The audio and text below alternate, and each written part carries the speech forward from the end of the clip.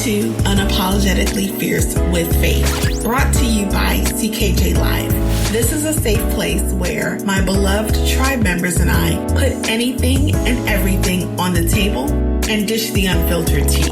We are not just a podcast, we are a movement. So get your favorite beverage on hand and enjoy the show. Hi everyone, my name is Faythe, and I would like to welcome you to another episode of Apologetically Fierce with Faythe and the great members of my tribe. This is a safe place where we put anything and everything on the table and dish the unfiltered tea. I would like to welcome. Hi everyone. Hi. Hi Myrna. Hey Faythe. Ladies.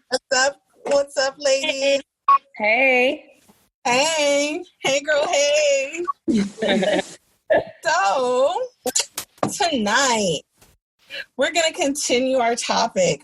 We had fun last week talking about dating and fuckboys and all that mess, but now that's behind us.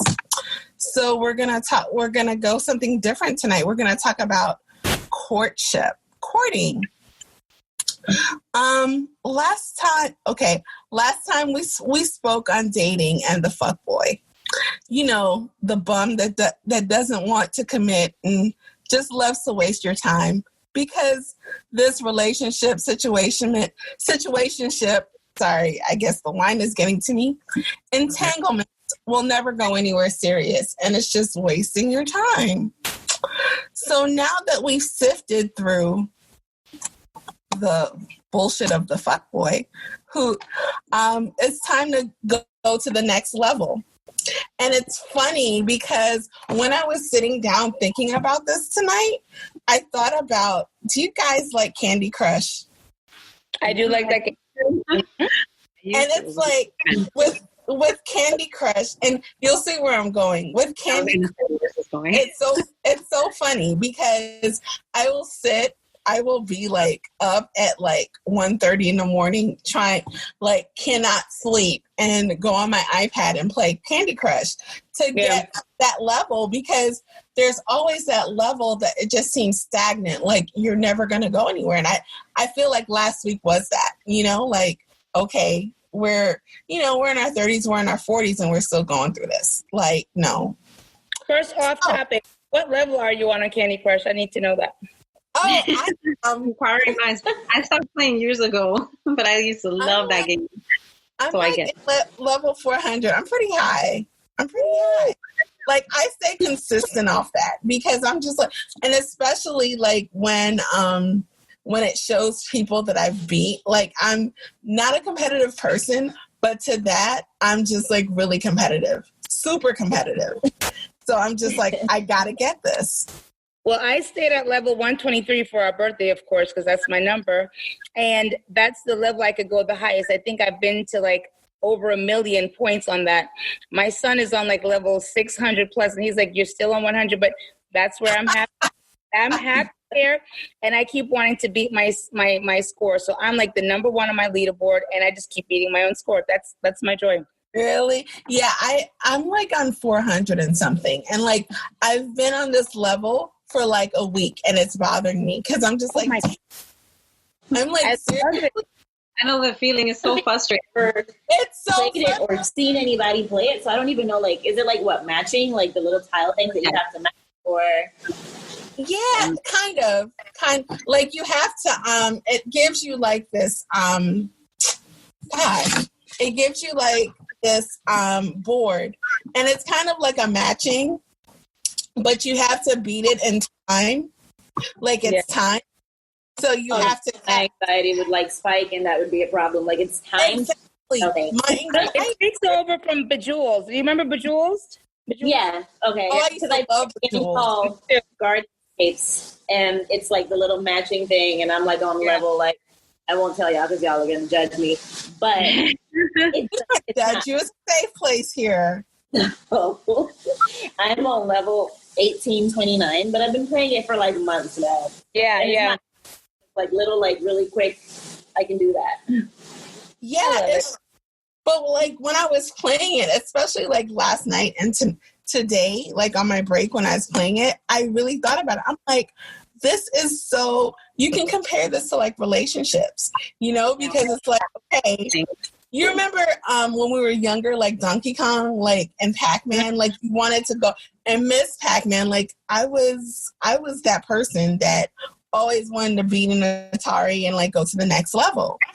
So back to like what we were talking about, you know, it's like now that we've shifted or sifted through the bullshit, through the fuckery, through, you know, all of that, it's like, okay, I've sifted through. Now let's talk something real. Let's talk about courtship. And so I Google everything. I was looking and I saw that, I was trying to figure out what courtship was. I didn't want to do like, cause you know, they have like the what is that website where, you can look up Urban Dictionary or something like that. Yeah, I don't look at that. Like I didn't, you know? So I went to good old Merriam-Webster. And according to Merriam-Webster's dictionary, a courtship is defined as somewhat old-fashioned, the activities that occur when people are developing a romantic relationship that could lead to marriage or the period when such activities occur. Sometimes it takes time that many people are not willing to wait for. And I think because we live in such a microwave society that we want it now. And like, honestly, everything is on demand. You can go on your TV on demand, you know, like choose what you want on demand. Amazon. If a girl is not giving you or a guy is not giving what you want, you can be like, okay, next. Like I'm done. You know, like swiping. Like, okay, it didn't work out. I'll just get back on the app, swipe left, swipe right, see what happens. But it's just like it gets so nerve-wracking as you get older. And it's kind of like it's with anything, and what I started to talk about last week is that a strong foundation helps a strong relationship. Now, I'm not a relationship guru because I'm single, but I know I've been in situations where I know what I want, you know? And I had to kind of like go back and take it back to think about, was I ever courted? You know, because a lot of times we're not courted because it's something that we don't require. Hey, if you don't offer, it's kind of like when you go to, and I know, again, this is a bad example, but like if you go to the market, if you go to Jamaica, or if you go to the Bahamas, you know, and you have people that want the American dollar. So they'll haggle you. They're like, oh, you don't have that? Okay, I'll take this. You don't have that? Oh, you know, it's like you're going to an auction, you know? Yeah. And a lot of people don't have that kind of time. They're like, I don't want to have, but how are you supposed to have a strong foundation if you don't have time? Or if you don't take the time, you know? Yeah. And it's really difficult, you know? And it's even proven, like, I know all of you have been married, are married, have been married. And it's just like, it's even proven that even marriages, which we're going to talk about more next week, but like there's a decline in marriages because people don't want to hold out. They don't want to wait, you know? So it's like, what happens if you don't want to wait?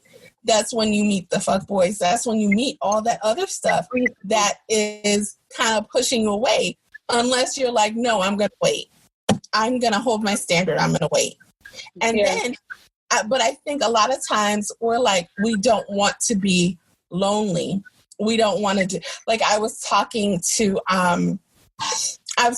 different people, but you know, some people were like, man, I miss, and especially like in this COVID season, like they miss touch, you know, like, gosh, a good hug, like, or other types of, we're all, you know what I mean? But you can't really be like, oh yeah, I'm just going to go out. Cause heck, he could be, you know, COVID pot, you know, again, he could be positive, whatever. So for me not to ramble, I still keep hope for it because you never know what can happen. But, like that Disney mess that I used to think about when I was younger, it's out the window. I'm like, yeah, it'll be cool if you come, but if you come like in a prince form, I'm going to be looking at you side-eyed anyway until you prove yourself, Yeah, there's no such thing. He doesn't exist. It doesn't exist. But funny though, I was thinking about courtship, and it is, when you're being courted, it's like a beautiful thing because it was, and I had to think about my version of courtship. I mean, of course, all of our stories are different. Some of them may be similar, but I was thinking of my own idea of courtship. And when I thought about it, it was my first real adult relationship. Because I think in college, guys wanted to talk to me and they were afraid to talk to me because I was like timid. I was, Kerri, I was very quiet. I was timid. Yeah. I didn't say a word. I know Tam and Myrna, you're probably shocked, but I was a very quiet person. I was like, oh my God. So, people would try to holler. I'm like, no, I think I had one college boyfriend and he went to Morehouse. And then, he was just like he ended up being a jerk, but hey, I tried it. So back to that though, it was my first real adult relationship. I met him in a grocery store. Like, you don't do that you don't do that now. People meet people. I'm sorry, what? That doesn't happen a lot anymore. It doesn't. Like, something like that at the grocery store. Like, you don't hear that and much. I'm going to tell you guys the story, and then you guys can share about your experiences. But it was so funny because we became friends. Like, I was at the grocery store, at my local grocery store by my house. It was at a Kroger, actually. Kroger's not here, but in Georgia. And I remember he was looking at me, I was looking at him, and I was like, hey, he worked in the dairy department. And I was like, do you have 1% milk? He was like, no, here's 2%, or here's 2% whole, or skim milk. And I'm like, no, I want 1%. That part of me has always been like that. Mm-hmm. He knows, because when we go out, she's turning her head and being like, I don't know her. Mm-hmm. But yeah, I was just like, no, I want 1%. He did everything to find that 1%. And I was like, okay, the next time I come here, I really want to have that 1%. So long story short, it was kind of a little banter or whatever. And then I had just graduated from college. So it was my first real apartment that I had. So I was, and that grocery store was right down the street. So I remember that he actually pursued me, because I came in again. He was like, oh, I'm going to get her number. Oh, I'm going to do this, and now you have people, they'll be like, oh, what's your IG handle? What's this? You have straight up grown people in their 40s and 50s talking about what's your, really, you're old. Why are you talking like that? You're a Generation Xer living, your kids will probably talk about it. But no, that's crazy. And, it went on. We didn't have much money or anything like that, but we were both young. I think I was 22 at the time. He was 23. So that was really young, real young. And I felt a certain kind of safety about it because we did things together. And although we were from two totally different worlds, it's after a certain amount of time, I met his family, and you don't hear that anymore. I met his family, his family was like, oh my gosh, she's great, and I know that in his heart, he intended, wanted more. He was in it for a long term. We were together for 5 years. And in that time, we even lived together, you know? And even in that time, even though I wasn't ready to, like, you know, get adult in the relationship, I wasn't ready to consummate the relationship or whatever. Like, he waited. You don't see that. How long did it take? Huh? How long did it take? Man, I held out, but no. And if he ever hears this, no, but like, I waited. It was over a year. Oh yeah, that's good stuff. That's good stuff. That's good. Like, you're not gonna find that. You're not gonna find that. Like, we used to like triple date with like other friends of mine. We used to have like fight parties at the apartment and stuff, because I mean, you know, things turned out bad for him where he ended up moving in with me. But I think that at that young age, you're still trying to find yourself, and like, it's okay, you know? But it, you know, there was beauty in it. There was a lot of beauty in it, and there was a lot in it. And I think because of my own issues that I had, we kind of grew apart.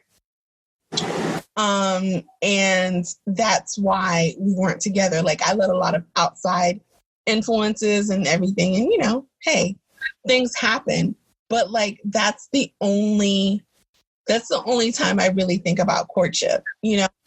And it's so funny because whenever I hear, and T, I think I've told you this, whenever I hear 112, Cupid, whenever I hear 112 Cupid, I think of that time. She gets in her feelings. Don't play it when we're out, guys. Yeah, she knows. I get in my feelings. That song comes on and I'm just like, I feel like I'm going to cry. Or even another song, like Voyage to Atlantis. That was a song, you know, but I was like old school. Like, that just gets me in my feelings because it just reminds me of that time, you know? And, you know, we live, we learn. I think that like 20 years later, you know, people are so worried about getting caught up or catching feelings, or, you know, like, we want to compete, you know, like, oh, I'm not going to catch feelings. Oh, I'm not going to catch feelings. He's not going to do that. Where, you know, so it's kind of like, it loses the tenderness of it, of courting, you know? But no, because no one wants to be vulnerable, but in order to, no one wants to get hurt.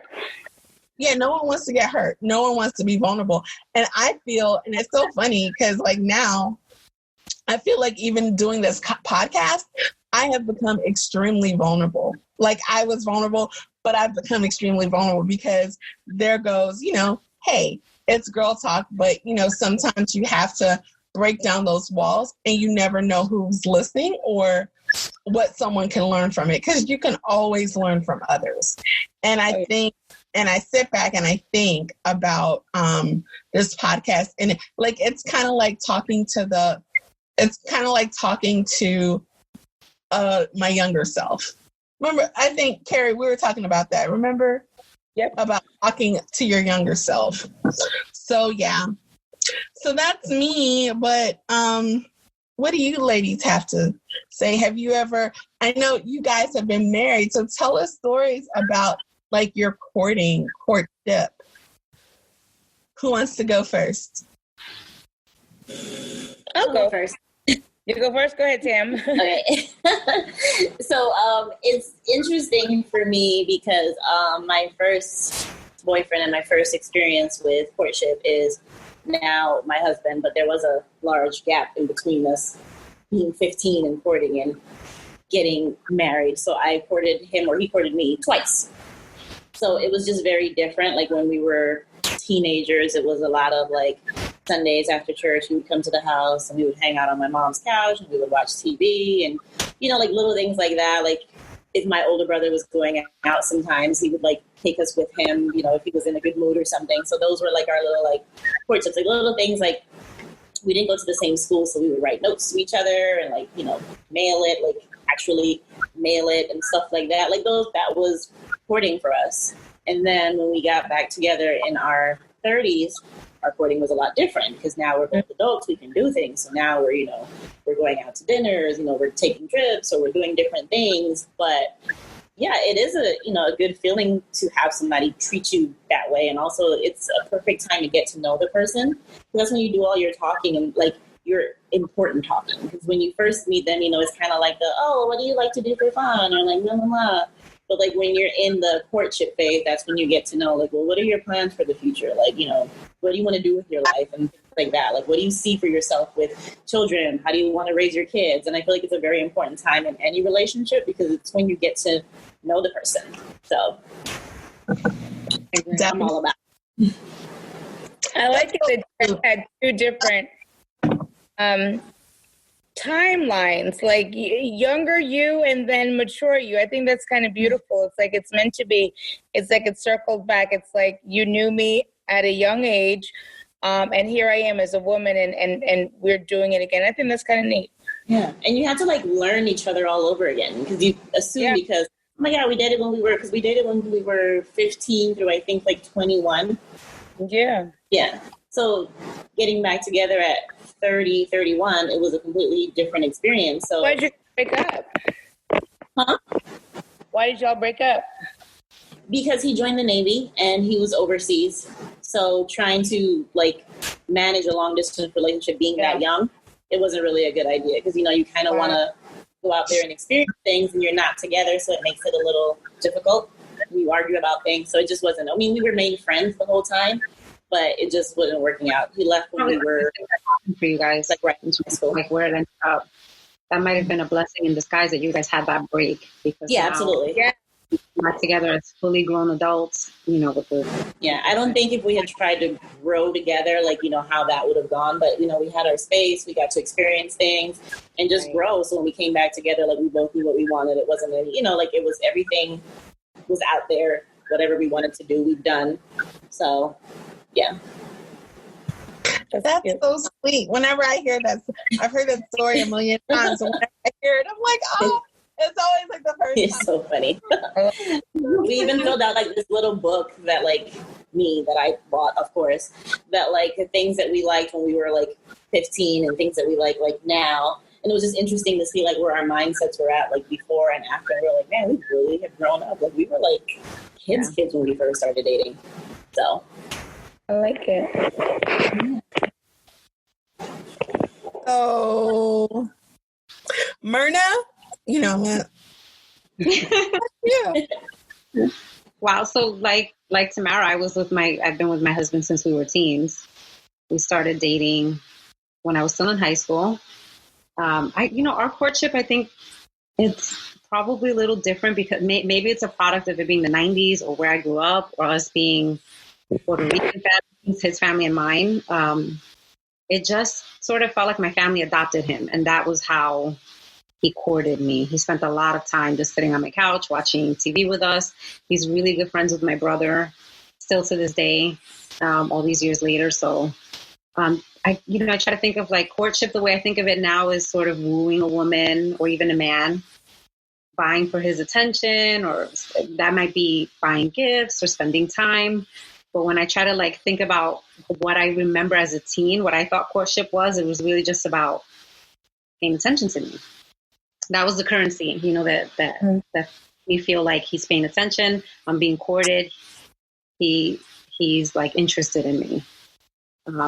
That's changed a little bit now because I feel like guys really have to step it up in terms of like getting your attention. Yeah. But when I think about like teenage me, it was very romantic. I mean, I guess so quality time felt like this could be real, you know, that kind of thing. And I agree with what Tamara was saying earlier about, or maybe it was Kerri about, that's the best time for getting to know one another. It's during that courtship phase where you're just sort of building on something. Definitely. And more so than like gift giving. Experiences are great, you know, having these awesome dates or adventures that you go on. But I think true courtship is in that time that you spend sort of shoulder to shoulder, just leaning on each other and getting to know one another. Exactly. And then that person becomes like your person, you know, like your person that you go to. Of course you have like great girlfriends and stuff, but there's nothing like having all of that wrapped in one. And especially when, like I was saying earlier, my family just sort of adopted him and he just became a part of all the events, all the activities. So it just was naturally a byproduct of like our relationship grew pretty fast. I mean, we got married very young. By 21, we were married and had 2 kids, going on a third. So yeah, but you know, when your family adopts that person and they're just around all of the time, I think it kind of changes the nature of the relationship and where it's going. It becomes serious fast. That time and attention and really learning the person, that to me is a definition of courtship, at least today. Definitely. And people, it's unfortunate because a lot of people, they don't want to get to learn the time. And it's like the requirements that you have. And like, we're all talking about times that were long ago, like in the 90s, early 2000s. 90s. Before like cell phones, before, you know, you get a... and Instagram. Yeah. Yeah. It's like, right. You want me to... At best, you have a soldier that's distracted, you know, whoever you're spending time with, but that's like, he's going to need a few minutes to get to the payphone anyway. Listen to, they do a record on the radio for you or something like that. You know, you like tape, maybe I'm going back too far. But yeah, like I remember that. And I'm like, oh, wow, that's like cool. And like now people want you to get excited about a WYD text. Like, no, you're get blocked. But you know what I just thought about, Faith? When you started your story saying that you met your significant other at that time in a grocery store. And I was thinking, as you were telling us the story, I was thinking about like that doesn't happen anymore. People, even if you meet somebody, even starting at the grocery store, that time where you build up the courage to ask for a phone number, because you know this will be the last time you see them if you don't. Just even in that, it's sort of like you're courting the person. You're taking the time. Nowadays, it's just it's a quick. I'm going to DMs, and if she ignores me, I'll slide into the next one. It's like instant gratification, short attention spans everywhere. And it's just like if you have a short attention span and you think about instant gratification, it's like how long do you expect, or how much depth do you really expect in a relationship? A lot of people never really leave the talking phase because it's like, instead of like actually what it's called talking and like getting to know each other, like it's spent doing other things. So then like it doesn't progress fast enough for your taste, and then you're just like, okay, well, this is a good thing. And that's why people get ghosted, because it's just like, well, you know, we were just talking and like nothing came. After a while, you get tired of it. What are you doing? It's like, you up? Like, let me come through. And then it's just like, you know what? Like, you've been ghosted, blocked, whatever. Like I remember when this guy told me, and I thought he was country as hell, because I'm like, who says that? He was like, yeah, we go together. I'm like, first of all, we go together. Like, I don't even like you. Like, no, you don't. Here. That's what everybody says. You go together. Like, oh, y'all go together? Like, yeah.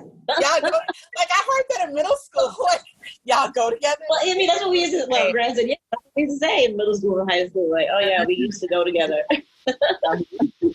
It's like, that's for sure. I mean, but I definitely agree with Tamara. It's sort of like it's that quick exchange, and if you don't feel, I don't know. I don't even feel like this is the love of your life. Like with a week, you kind of imaginary cutoff date where it's like, okay, one cold, that's it, on to the next. You could be in a whirlwind in like 30 days. You go from 0 to 100 back to 0 within like a month, and you don't even know where anything happened. Girl, within a week. Within a week now.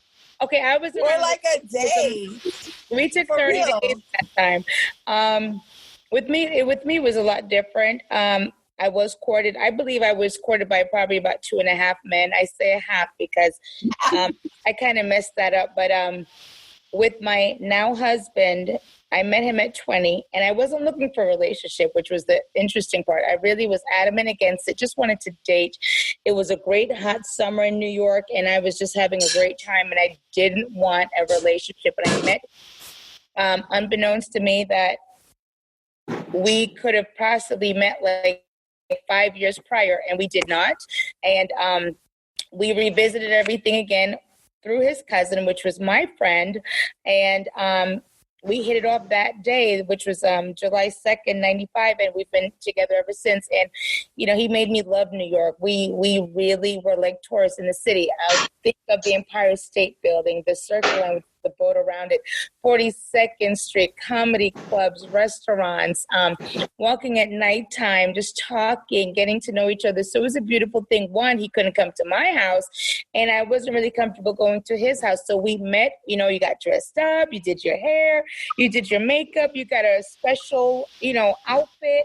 And we met each other and we went out. I don't remember if it was like every weekend or if we sometimes did it during the week, but I worked in the city. He lived in Brooklyn, and you know, we met each other at, God, I can't remember, South Street Seaport, you know, the Village, and we had great times and we got to know each other, which was so beautiful.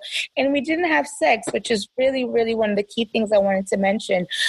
It was the consistency, it was the regular meetings, and it was the talking. And I didn't want to have sex with him. I wanted to wait because I really did like him. Unlike some of the other guys where it was more just physical. But with him, I liked him and I didn't want things to just, you know, get watered down. So we enjoyed each other's company, and it was a long distance relationship. So we did 2 years long distance, and then we did 2 years living together, and then we got married. But during the times that we were long distance, we spent hours on the phone talking to each other.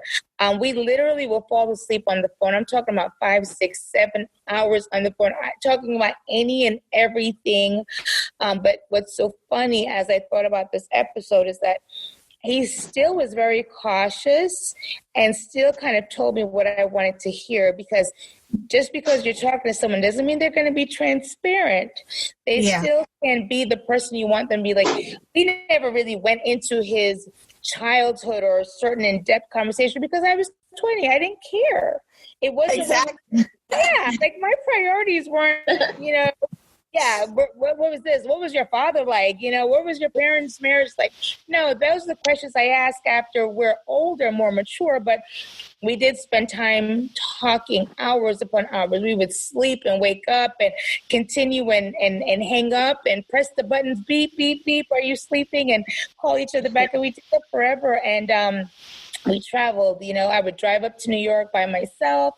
We would go to Disney World. We would do fun things. And I honestly knew that sealed the deal because we got to know each other. And that's a rarity. But I am proud to say my son is very private. I don't really know what's going on in his life. But I know the one girl that he was in a relationship with, I know he wined and dined her. He took her to the movies. They went out to dinner. He bought her stuff from Walmart, which I think is so cute because Walmart is such a weird store. But he was 18, and I'm glad that he knew to do that. I knew that he knew that I have money in my account. Let me treat her. Let me take her out. Let me be nice. I'm glad he's, you know, that guy. Yeah, and I even saw those qualities when he was probably, thinking 5th grade.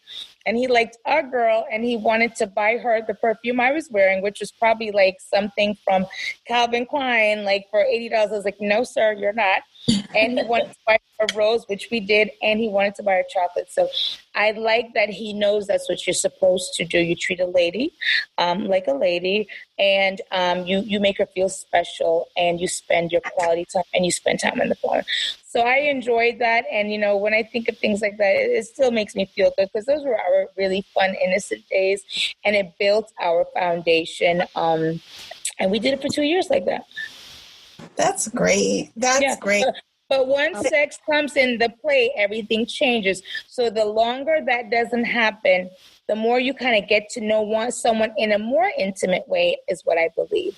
The more it's less physical, the more intimate it kind of is.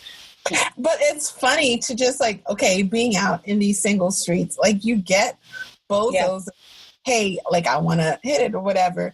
And then they're like, oh, you know what? Like when feelings and everything get involved. And then they're kind of like, hold up, nah.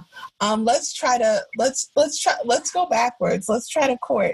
Really? Like, well, I think that's the problem, that they're going in reverse. Like they get, like they're just, I'm going to have sex with you first, and then I'm going to get to know you later. And now I decide I don't like each other or that I don't like you. And now you've had sex with somebody that you're no longer staying with. And that's how, like, young kids say your body count goes up, because it's just like the first thing you do is sex. And then it's like, now that we've had sex, let's go out on a date.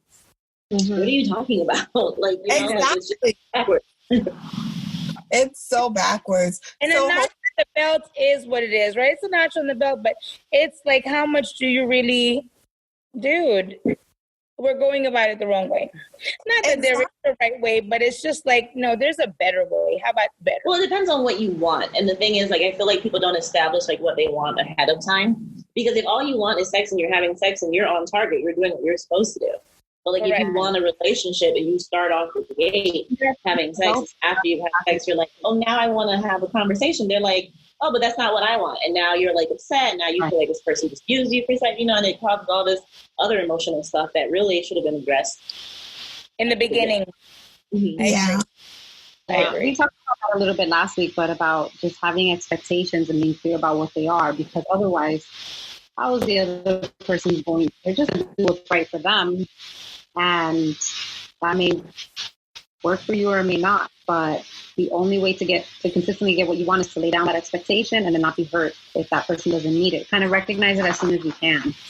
But, you know, courtship, hopefully, and someone's courting you, you kind of figure out early on if this is even worth something. Maybe that conversation's happened where you both establish grow something.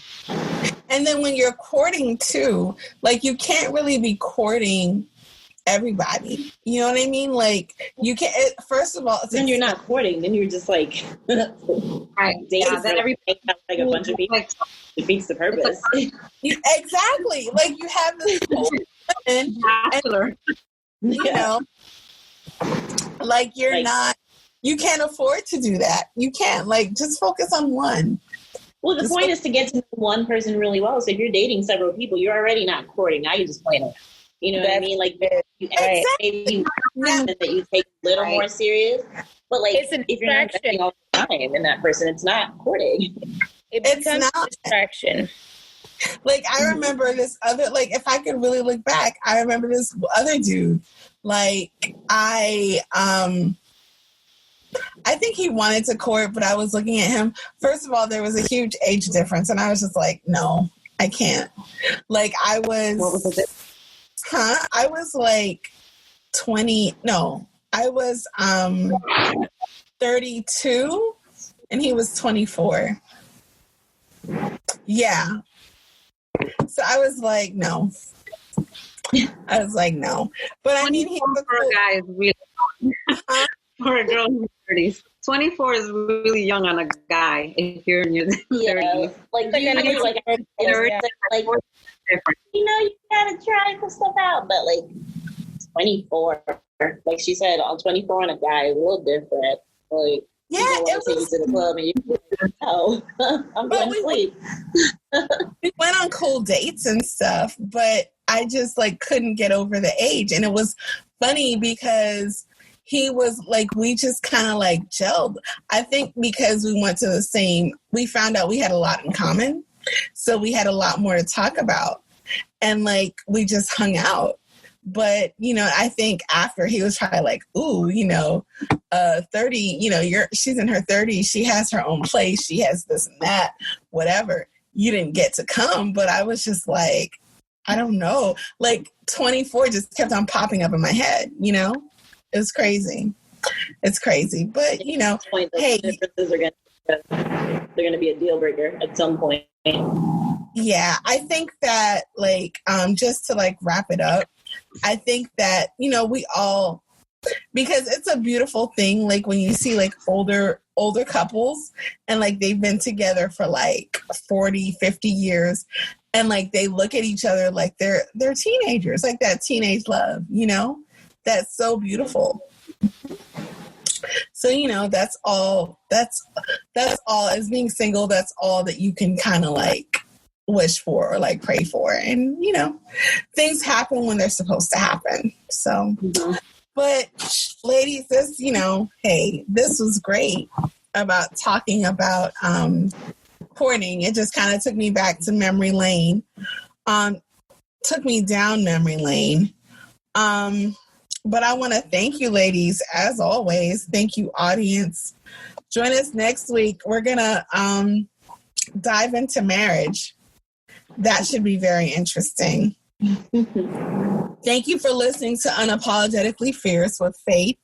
We are not just a podcast. We are a movement.